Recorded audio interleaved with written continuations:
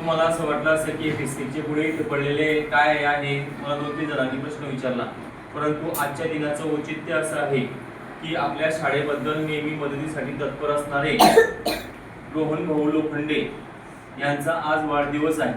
आपण तो वाढदिवस केक वगैरे साजरा करून किंवा काहीतरी पार्टी करून किंवा काहीतरी उधळपट्टी करून तो साजरा करत असतो. परंतु त्यांनी असं ठरवलं की माझ्या शाळेमध्ये, माझ्या गावाच्या शाळेमध्ये जे काही मुलं असतील त्या मुलांना एक बिस्किटचा पोळा आपल्या वतीने आपल्या वाढदिवसानिमित्त आपण तो द्यायचा आहे.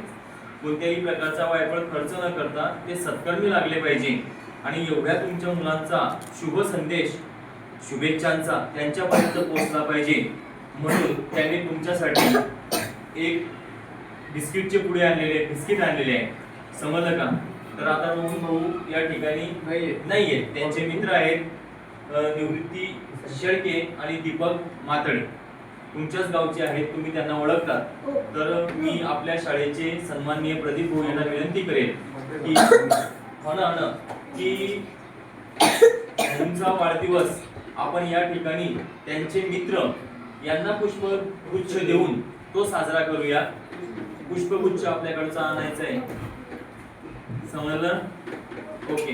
आणि आपण वाढदिवस साजरा करताना तुमचं नाव घेऊन साजरा करू. हॅपी बर्थडे पण व्हायचं. रोहन आपल्या शाळेत ते येणार होते पण त्यांना वेळ आहे.